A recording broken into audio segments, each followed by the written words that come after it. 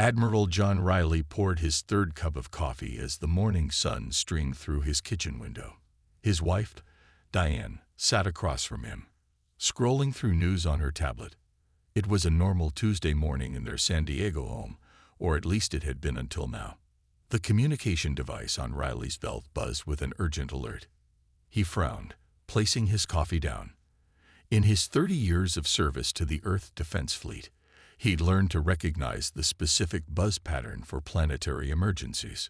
Duty calls, Diane asked without looking up, used to these interruptions.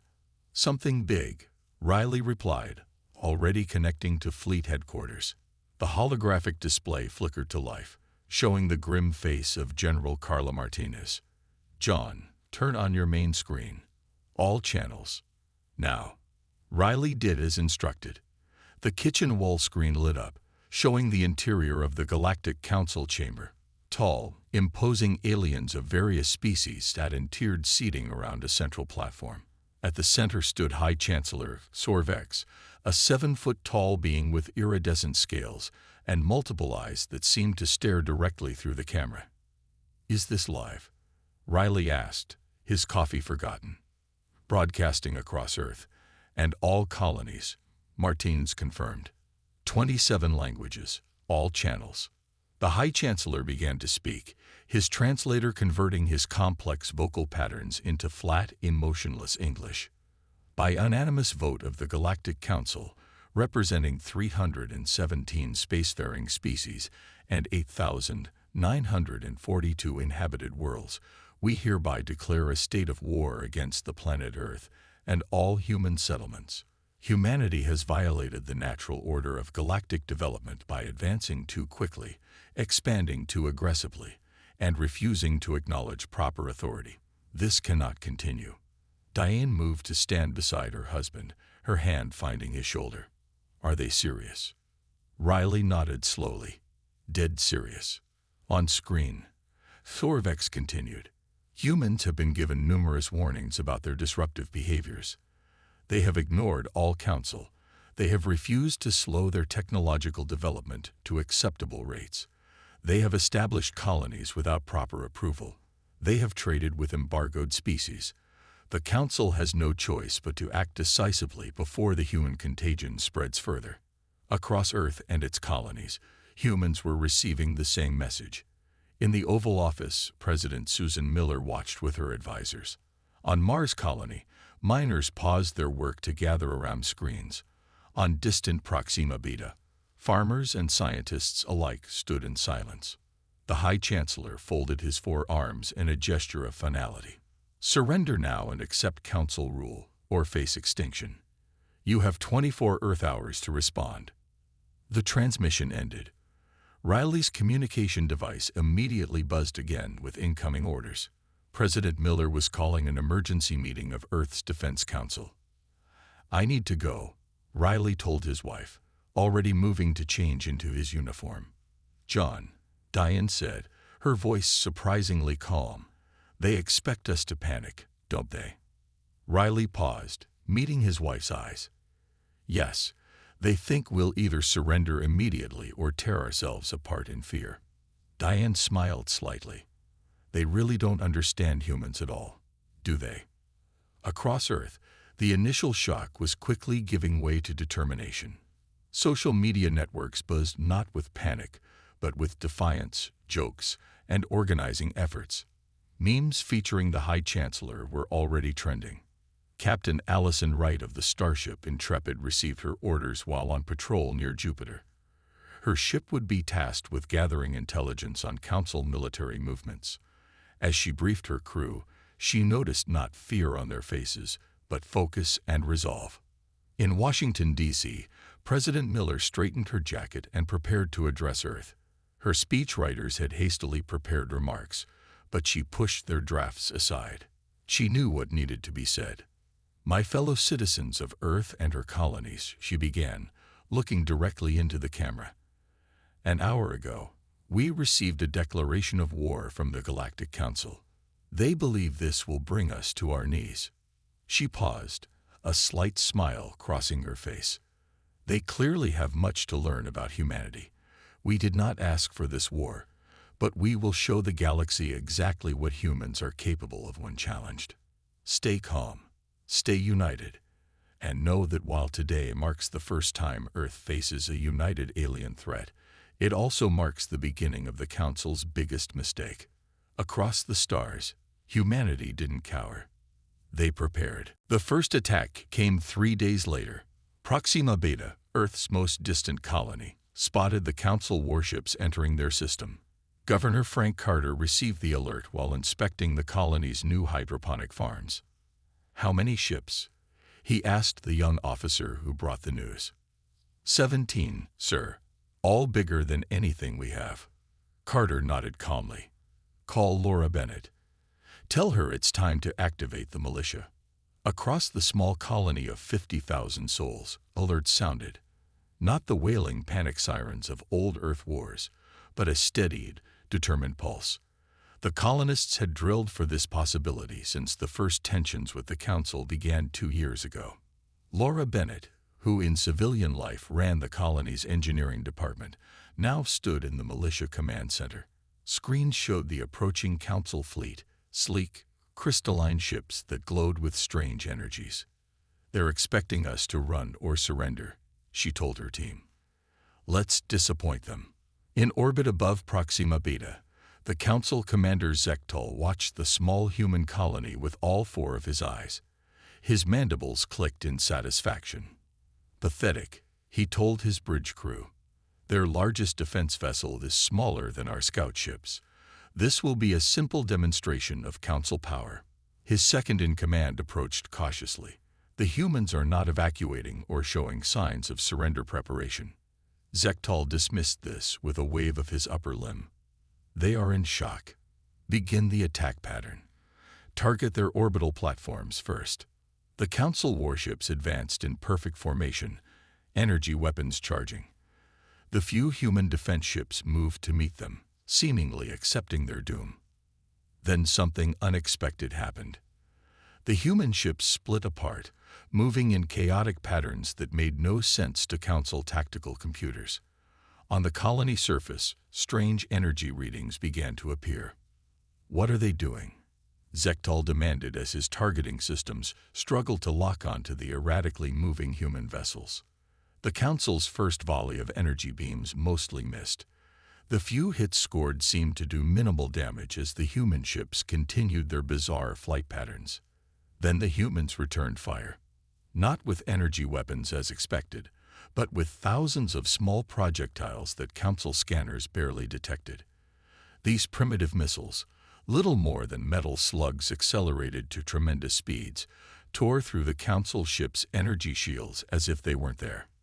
"Impossible," Zektal shouted as damage reports flooded in. "Their weapons are too simple to penetrate our defenses." On the colony surface, Eric Grant, a veteran of Earth's Space Marines now retired to Proxima Beta, led a team to activate the colony's secret weapon. Beneath the surface of the colony's main lake lay a massive electromagnetic launcher, built under the guise of a mining project. "Fire when ready," Grant ordered, his voice steady despite the alien warships visible in the sky above. The lake's surface erupted as a massive projectile launched skyward. Not a nuclear weapon or any advanced technology, just a 10-ton chunk of refined metal aimed precisely at the Council flagship. In space, Zektal's sensors registered the incoming object too late. The massive projectile struck his ship with the force of a small asteroid, tearing through multiple decks. "Retreat. Regroup," he ordered, clutching his wounded side where a control panel had exploded. The Council fleet, expecting an easy victory, found themselves in disarray. 3 ships were severely damaged, and the rest struggled to coordinate against the unpredictable human tactics. Back on Earth, Admiral Riley received the preliminary reports from Proxima Beta with a slight smile.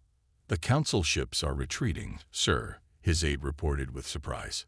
"Of course they are," Riley replied. "They expected us to fight like them, with hierarchy, formation, and according to their rules of warfare. They don't understand yet." President Miller entered the command center, her face showing cautious optimism. Proxima Beta held. Riley nodded. More than held, Madam President. Our scientists are already analyzing the data from the encounter.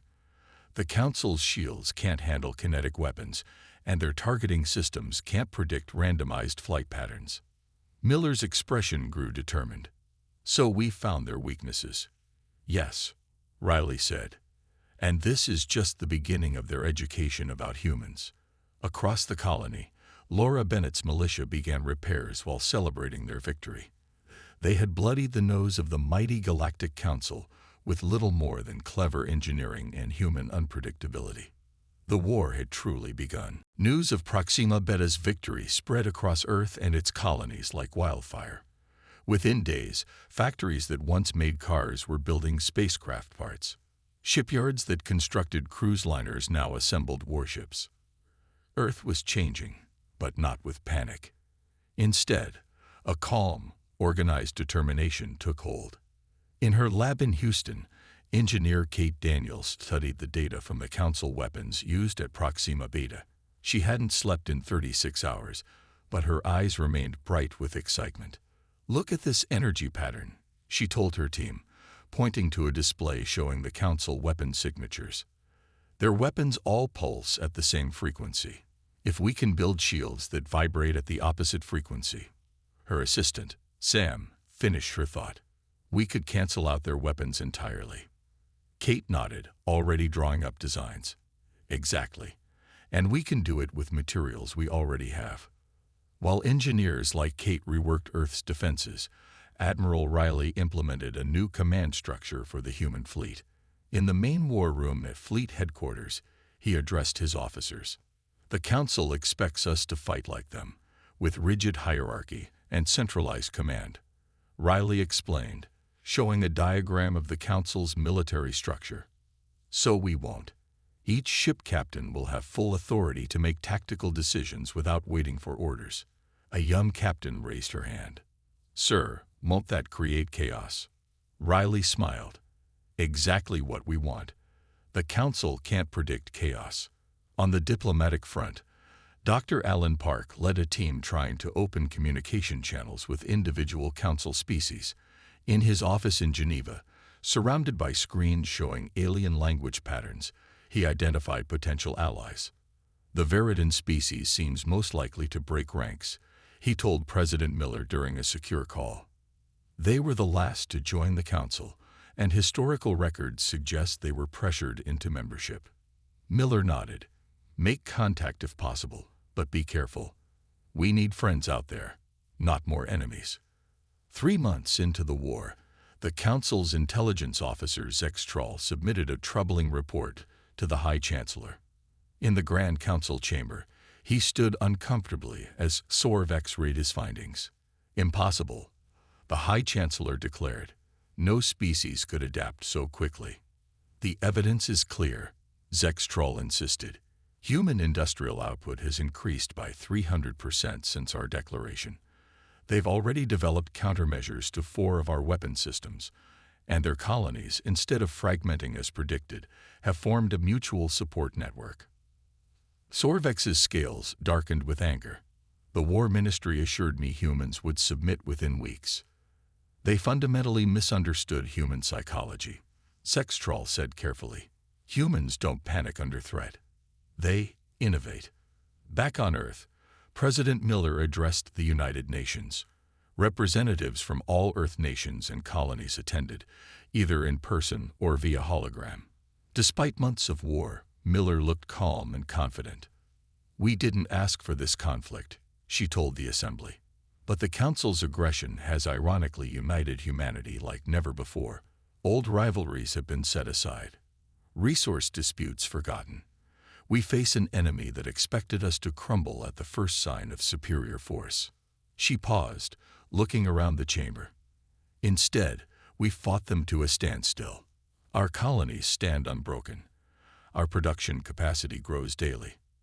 And now we're developing technologies that match or exceed the Council's capabilities."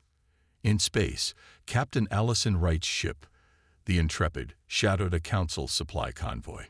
Using the new stealth systems developed since the war began, Her ship remained undetected as it gathered vital intelligence. They're still using the same routes, Wright told her crew. They haven't adapted. They can't imagine we'd be bold enough to strike at their supply lines. Her tactical officer smiled. When do we hit them, Captain? Wright studied the data showing the Council's predictable pattern.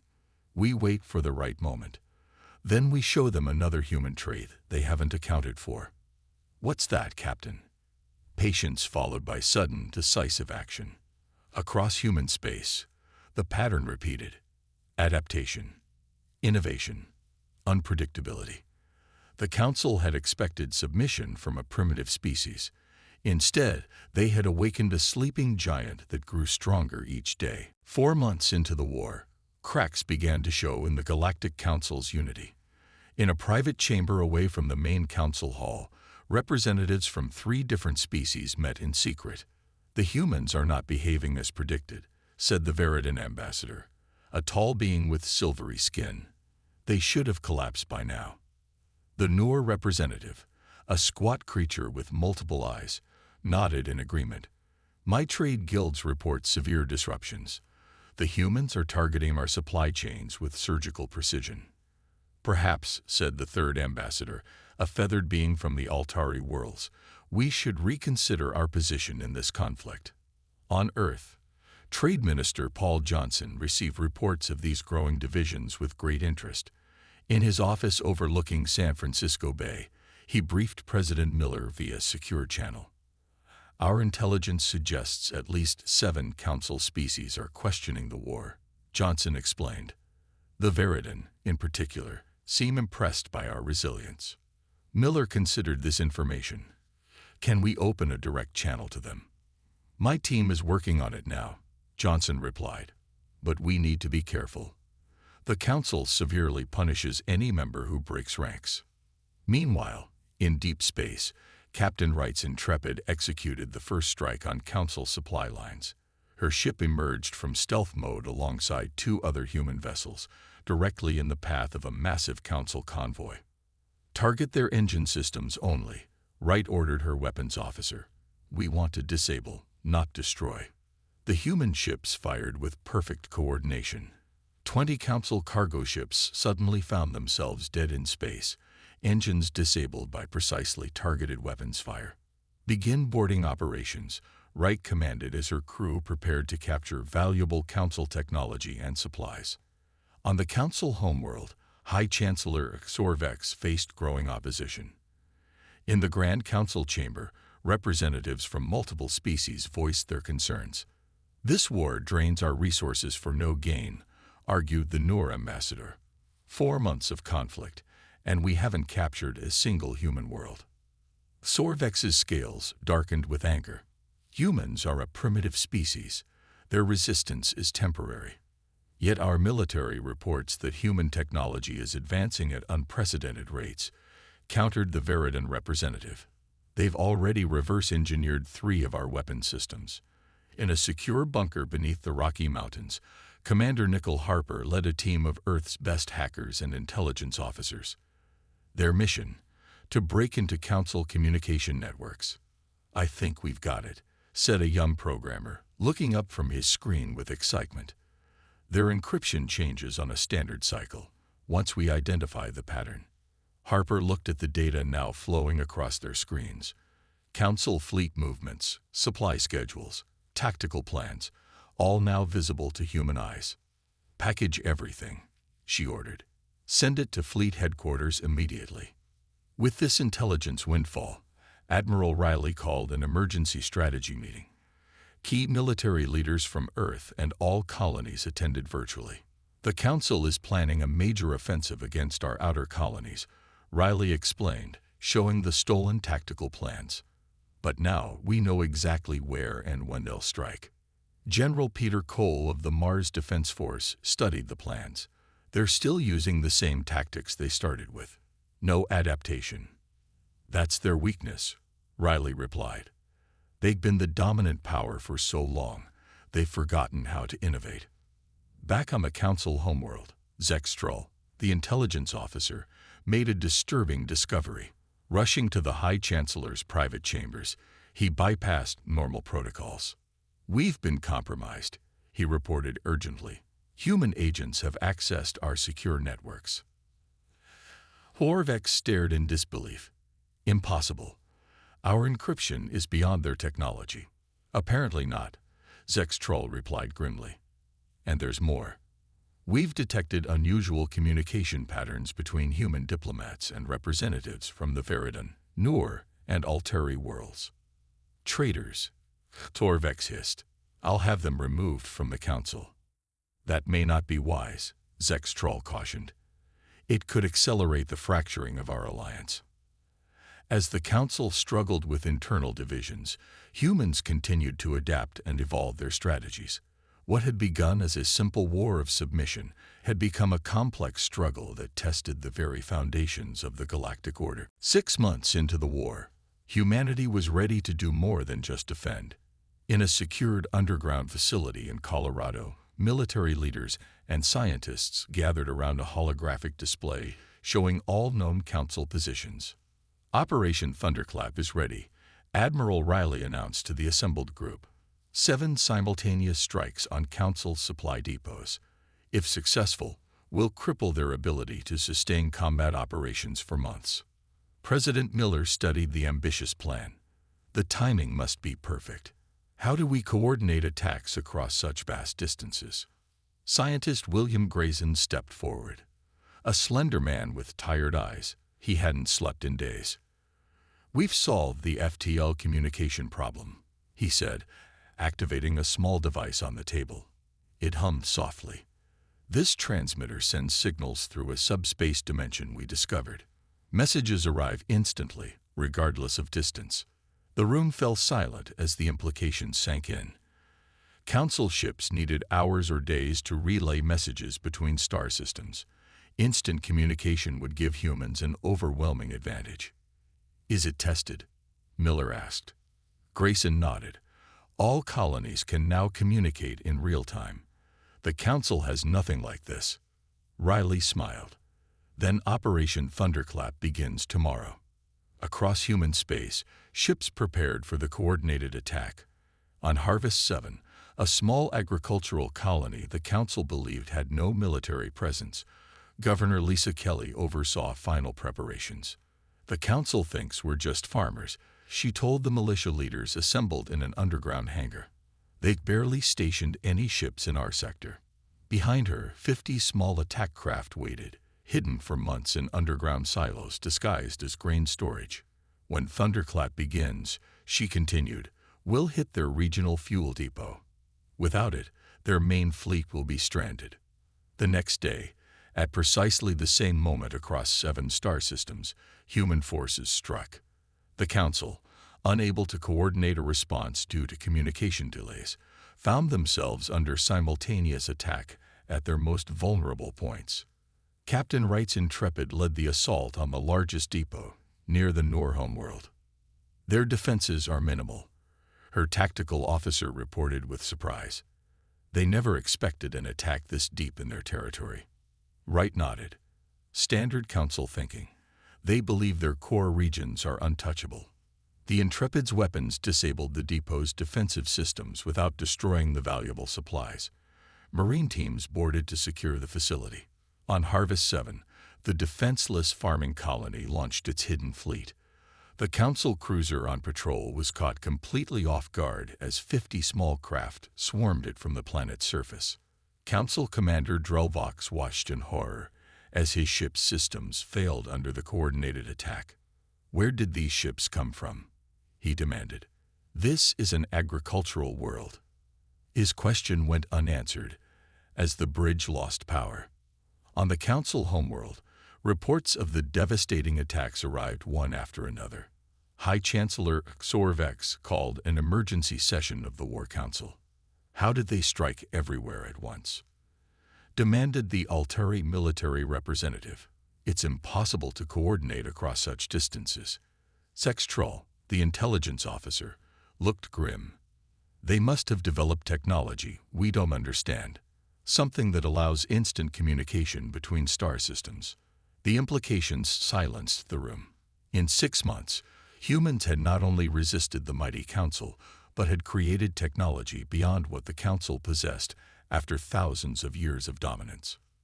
"This cannot stand," Sorvex finally said, his voice low and dangerous. "We must deploy the Doomsday Fleet." Several council members gasped. The Doomsday Fleet had not been activated in over 5 centuries.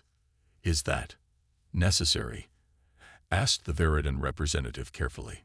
"The humans have forced our hand," Sorvex replied. "They must learn their place in the galactic order." Back on Earth, as reports of Operation Thunderclap's success flooded in, a junior diplomat approached Admiral Riley with a message. "Sir, we've received communication from a mid-level council diplomat," she said, handing him a datapad. "They're asking about peace talks." Riley read the message, a slight smile forming on his face.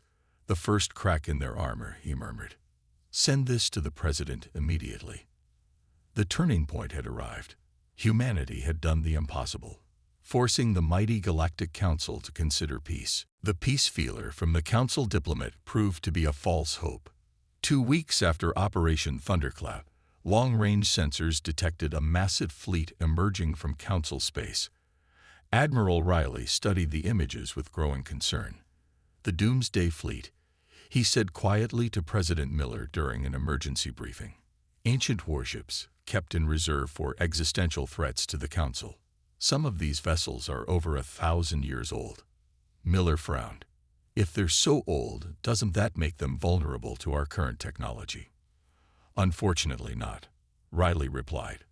"According to intelligence, they've been continuously upgraded. And they're enormous. The flagship is nearly 20 miles long." Reports from outer colonies confirmed the fleet's approach. Evacuation orders went out to the settlements most likely to be in the path of destruction. On Tav City Colony, families packed what they could carry as transport ships prepared for departure. In Fleet Headquarters, General Kevin Lewis proposed a radical strategy. "We can't match their firepower," he told the assembled military leaders, pointing to simulations showing the overwhelming force of the Doomsday Fleet. "But we might be able to use their size against them." His plan was considered suicidal by most. Human ships would allow themselves to be pursued and seemingly trapped in the Ta Ceti system, drawing in the Council's massive vessels. What happened next would depend on a desperate gamble. Meanwhile, researcher Linda Martinez made a critical discovery while analyzing Council communication patterns. In her lab at MIT, she called Admiral Riley directly. "Their AI systems are predictable," she explained excitedly. "The older the ship, the more rigid its programming. And the Doomsday Fleet vessels are the oldest of all." "Can we exploit this?" Riley asked. "Yes," Martins replied. "We can create false sensor readings that their AIs will respond to automatically. They won't even question the data." As the Doomsday Fleet approached Ta Ceti, humanity prepared its trap. Hundreds of civilian ships had evacuated, but the colony itself remained populated, with volunteers who refused to leave their homes. Officer Scott Peterson led a small team aboard the scout ship Firefly. Their mission: to plant specialized transmitters on asteroids throughout the Ta Ceti system. "These will project false sensor readings," Peterson told his crew as they worked in the cold vacuum of space. "The Council ships will think they're detecting human vessels where there are none." The main human fleet, led by Captain Wright's Intrepid, took positions behind Ta Ceti's largest gas giant. They would remain hidden until the perfect moment. 3 days later, the Doomsday Fleet arrived. 20 massive warships, each capable of destroying an entire colony, entered the Ta Ceti system in perfect formation. At their center flew the Council flagship, the Eternal Dominion. High Chancellor Sorvex stood on its command deck, watching as the human colony grew larger in the viewscreen. "No signs of major evacuation," reported a sensor officer. "They appear to be standing their ground." Sorvex's scales rippled with amusement. "Brave but foolish. Begin the attack sequence." The massive ships moved forward, their ancient AI systems directing their approach. Suddenly, Their sensors detected hundreds of small human vessels appearing from behind moons and asteroids. "Surround them," Sorvex ordered. "No escape this time." The Council ships adjusted course, spreading out to trap the seemingly panicked human fleet. But the human ships weren't really there, just sensor ghosts created by Peterson's transmitters.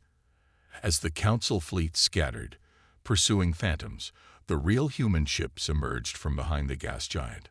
"All ships, execute Plan Thunderbolt," Admiral Riley ordered from his command ship. Small, fast human vessels darted between the massive Council warships.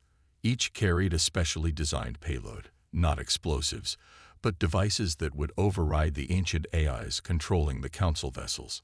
On the Eternal Dominion, chaos erupted as systems began failing. Weapons targeted other Council ships instead of human vessels. Engines accelerated when they should have stopped. "What is happening?" Sorvex demanded as his mighty flagship began to turn against its own fleet. In the confusion, a small human craft approached the flagship's main sensor array. Inside, Officer Peterson and his team prepared for a boarding action that would change the course of the war. "Remember," Peterson told his team, "we need the central AI core intact.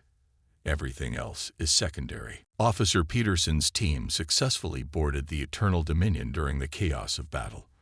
Fighting their way through confused Council security forces, they reached the central AI core.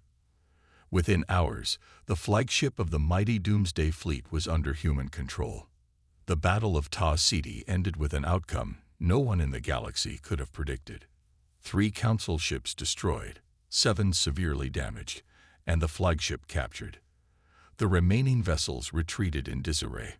On the Council homeworld, the news hit like a supernova. 3 Council species, the Veridan, Noor, and Alteri, formally broke from the Council's leadership. "We can no longer support this failed war," announced the Veridan ambassador in a public broadcast. "We seek direct negotiations with the humans, independent of Council authority." The Noor and Alteri representatives made similar declarations. Within days, their ambassadors arrived on Earth under protection of human ships. In Washington, D.C., diplomat Julia Warren prepared for the most important meeting of her career. As Earth's chief negotiator, she would lead talks with the breakaway Council species. "Remember," President Miller told her before the meeting, "we want allies, not surrendered enemies. Be firm but generous." The ambassadors from the 3 alien species entered the meeting room with visible nervousness. They had expected humans to be vengeful, demanding harsh terms for an alliance. "Welcome to Earth," Warren greeted them warmly. "We appreciate your courage in seeking peace." The Veridan ambassador spoke first. "We were wrong to support the war against humans. Your species has proven itself not just capable, but worthy of respect." Across human space, the war continued against the remaining Council forces, but the momentum had clearly shifted. Chief Engineer Gary Brooks led teams studying the captured Doomsday Fleet flagship. "The technology is impressive but stagnant," he reported to Admiral Riley as they walked through the enormous vessel. "They haven't fundamentally innovated in centuries. They just make incremental improvements to ancient designs." Riley nodded. "And that's why they're losing. They forgot how to adapt." On the Veridan homeworld, the Veridan ambassador met privately with President Miller, who had traveled there under heavy security. In a garden of crystal plants, the ambassador revealed secrets long hidden. "The Council wasn't always as it is now," the ambassador explained. "Once it was truly cooperative.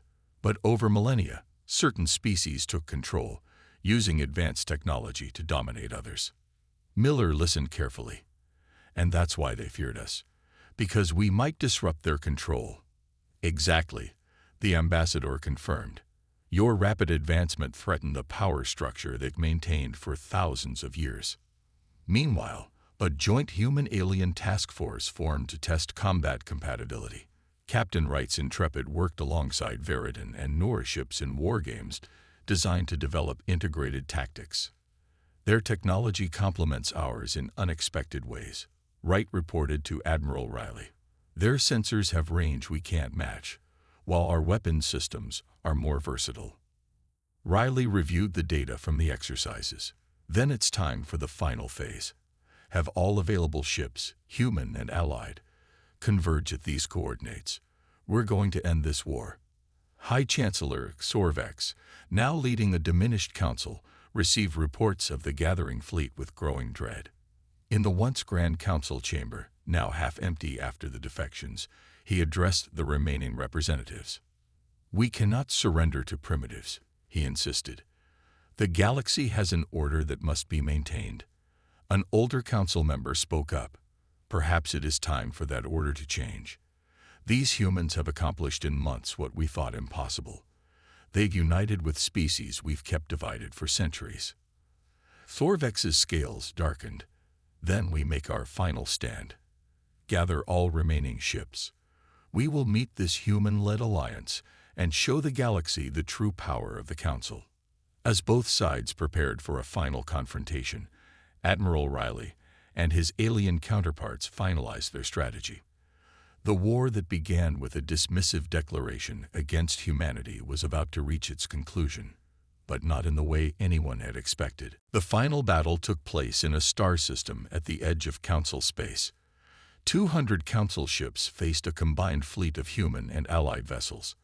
From the bridge of the captured flagship, now renamed Freedom, Admiral Riley watched as the enemy ships formed their battle lines. "They're still using the same formations," he noted to Captain Wright, who stood beside him.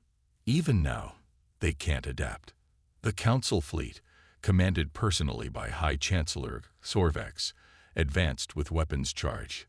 What followed was not the long, bloody battle many expected, but a masterful demonstration of the new alliance's capabilities.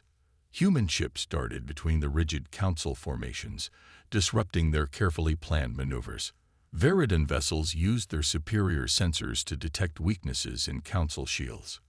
Noor and Alteri ships provided covering fire with weapons the Council had never seen before, technologies these species had kept hidden during their years of subjugation. Within hours, the Council fleet was surrounded, many ships disabled rather than destroyed. Admiral Riley opened a communication channel to Sorvex's command vessel. "High Chancellor," Riley said calmly, "your fleet is defeated.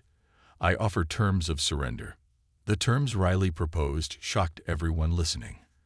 Council members, allies, and even some humans. There would be no destruction of Council worlds, no reparations, no humiliating conditions. Instead, Riley offered a complete restructuring of galactic governance. "The age of Council domination is over," Riley explained. "But we don't seek to replace one empire with another. We propose a federation of equals, where all species have representation." On his damaged flagship, Sorvex listened in stunned silence.